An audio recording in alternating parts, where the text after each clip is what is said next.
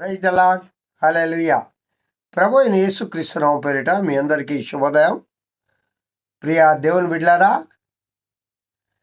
18వ తేదీ 12వ నెల 25వ సంవత్సరం క్రిస్మస్ పండుగ దగ్గరకు వచ్చేస్తుంది కదా. మీ యొక్క ఆలయాల్లో మినీ క్రిస్మస్, సెమీ క్రిస్మస్ అని, లేక గ్రాండ్ క్రిస్మస్ అని అనేక పేర్లు పెడతారులేండి. ఇవన్నీ జరుపుకుంటున్నారు కదా. చాలా ఉత్సాహంగా చర్చి కార్యక్రమాలన్నీ కూడా జరిగిపోతున్నాయా? దైవజనులకి సంపూర్ణంగా సహకరిస్తున్నారా? దేవుని యొక్క సువార్తను చాటడంలో దైవజనులకి సంపూర్ణంగా సహకరిస్తూ ఉన్నారా? పరిబాటలో చర్చిలు అనేక పనులు ఉంటాయి కదా, ఇవన్నీ చేస్తున్నారని అనుకుంటారు. ఒకవేళ చేయకపోతే వెంటనే వెళ్ళి చర్చిలో దైవజనుడికి సహకరించండి. ప్రియులారా, ఈ యొక్క దినంలో యేసుక్రీస్తు ప్రభు ఈ లోకానికి రావడానికి గల కారణం ఏంటి? అసలు ఆయన ఎందుకు వచ్చాడు ఈ లోకానికి అని అంటే, మొట్టమొదటిగా యేసేపుతో ప్రభు దూత చెప్తోంది, గబ్రియేల్ దూత. మత్తయి సువార్త 1వ అధ్యాయము 21వ వచనం చదువుతున్నాను, వినండి. ఆమె ఒక కుమారుని కనును, తన ప్రజలను వారి పాపముల నుండి ఆయనే రక్షించును గనుక ఆయనకు యేసు అను పేరు పెట్టవలెను.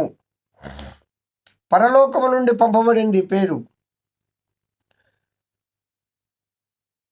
యేసేపు, మరేని చేర్చుకున్నట్టుకు నువ్వు సంకోచించవద్దయ్యా. పరిశుద్ధాత్మ వలన ఆమె గర్భం ధరించింది. ఆమె ఒక కుమారుని కంటుంది. ఆయన పని ఏంటంటే, తన ప్రజలను వారి పాపముల నుండి విడిపించుటకు ఆయన పుట్టాడు. కాబట్టి ఆయన రక్షకుడు. ఆయనకి యేసు అనే పేరు పెట్టాయా అని చెప్తోంది. పిల్లలు, అదిగాక ఈ ప్రవచనం కూడా,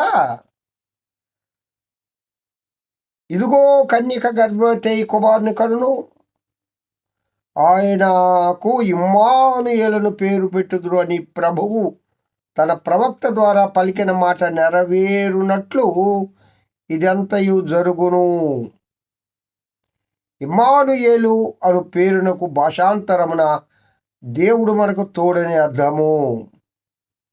ఇవన్నీ కూడా గబ్రియేల్ దూత స్వప్నమందు యేసేపుతో మాట్లాడుతూ ఉంది. అనగా యేసయ్య ఈ లోకానికి రావడానికి గల ముఖ్య కారణము చాలా గొప్ప మాట ఇక్కడ ప్రియులరా. తన ప్రజలను అంటే, ఆయనకంటూ కొంతమంది ప్రజలు ఉన్నారా? ఆయన కేవలము ఇజ్రాయేలీల రక్షణార్థమే ఈ లోకానికి వచ్చాడా అని ఇక్కడ ఎక్కడ బైబిల్లో కనబడడం లేదు. తన ప్రజలను అంటే తను నమ్మిన వారిని అందరినీ. ఇక్కడ కులంతో మతంతో పని లేదండి.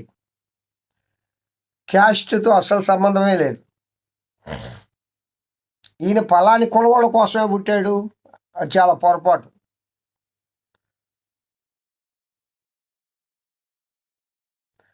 ఈయన అందరి కోసం పుట్టాడు. అందుకే యేసుక్రీస్తు అందరికీ ప్రభు అని రాయబడి ఉంది బైబిల్ గ్రంథంలో.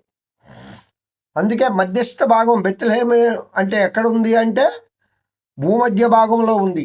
భూమికి మధ్య భాగం అంటే అర్థం ఏంటి? ఆయన ఏ ఒక మూలనో ఒక పక్కనో లేక ఒక ఖండానో లేక ఒక ప్రాంతానికో చెందినవాడు కాదు అని అర్థం. బెత్లెహేము భూమధ్య భాగంలో ఉంది, మధ్యస్థంలో ఉంది. అందరికీ సమానమే ఆయన. ఆయన ఎవరికి కూడా దూరస్తుడు కాదు, అందరికీ దగ్గరస్తుడే. ఇంకొక సంగతి, మన భారతదేశానికి అయితే చాలా నీరాలు. అంటే మన భారతదేశం కూడా ఆసియా ఖండంలోనే ఉంది. ఆసియా ఖండ వాసులు మనం, తూర్పు దేశస్తులు. యేసుక్రీస్తుని అంగీకరించడానికి బహువేగంగా వెళ్ళారు. ఇంకా చాలా ఉన్నాయిలేండి. కానీ యేసుక్రీస్తు ప్రభువారు ఈ లోకానికి రావడానికి ముఖ్య ఉద్దేశం ఏంటంటే తన ప్రజలను వారి పాపముల నుండి ఆయనే రక్షించును గనుక ఆయనకి యేసను, ఆయన రక్షకుడు అండి, భక్షకుడు కాదు.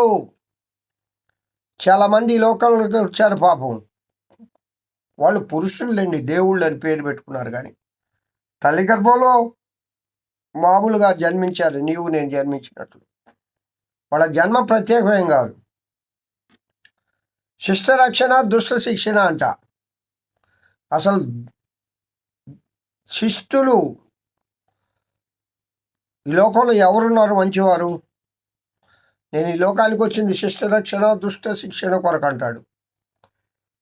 యేసుక్రీస్తు ప్రభు అలా రాలేదు. పాపుల కోసం ఆయన ఈ లోకానికి వచ్చాడు. పాపము నుండి విముక్తి, శాపము నుండి విముక్తి, పరలోక రాజ్య వారసులుగా మనల్ని చేయడానికి ఆయన ఈ లోకానికి వచ్చాడు. ఆయన రక్షకుడు. ఇంకా ప్రియులారా, యెషయా చెప్తారు, ఆయన ఆలోచన చెప్పడానికి వచ్చాడు, ఆయన ఆశ్చర్యకార్యాలు చేయడానికి వచ్చాడు, ఆయన సమాధానాన్ని భూమి మీద నిలవడానికి వచ్చాడు. చాలా క్యారెక్టరిస్టిక్స్ ఉన్నాయండి. అసలు యేసయ్య ఎందుకు ఈ లోకానికి వచ్చాడో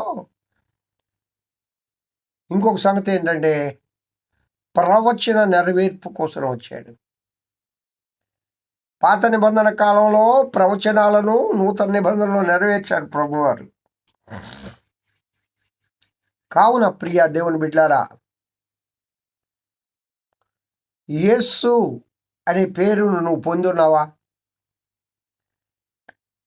ఆ పేరును కలిగి ఉన్నావా? ఆ పేరు కలిగి జీవిస్తూ ఉన్నావా అంటే రక్షణ పొందావా అని అర్థం. రక్షకుడి యొక్క రక్షణ, దేవుని చిత్తాన్ని, ప్రభు చిత్తం నీ పట్ల ఏముందంటే నిన్ను నీ పాపముల నుండి నిన్ను రక్షించి పరలోక రాజ్య వారసత్వాన్ని నీకు ఇవ్వాలని, పర సంబంధమైన వారసత్వాన్ని నీకు ఇవ్వాలని, ప్రభుతో కూడా నేను ఉంచుకోవాలని. ఎందుకంటే నువ్వు ఆయన బిడ్డవు కాబట్టి. ప్రతి ఒక్కరూ ఈ లోకంలో పుట్టిన ప్రతి మానవులందరూ దైవ స్వరూపులు కాబట్టి ఆయన బిడ్డలమే మనం అందరం. ఎవరు కూడా దెయ్యం బిడ్డలు కాదు. దెయ్యం ఆవరించి దెయ్యం బిడ్డలు అయిపోతున్నారు, కానీ స్వరూపం మాత్రం దేవుని స్వరూపమే. కావున ప్రియులరా, ఆ దైవత్వాన్ని ఆపాదించుకుందాం. క్రీస్తు చిత్తం మన పట్ల నెరవేరినట్లుగా మనం ఈ లోకములో ఆయనకు లోబడి ఆయన బిడ్డలముగా జీవించుదుము గాక. ఆమేన్. దేవుడి వాక్యం దీవించును గాక. ప్రభువా స్తోత్రాలు. వాక్యం వింటున్న బిడ్డలందరినీ దీవించి ఆశీర్వదించమని యేసు నామమున పేరిట వేడుకొంచున్నాం తండ్రి. Amen. Praise the lord. Have a good day. Hallelujah.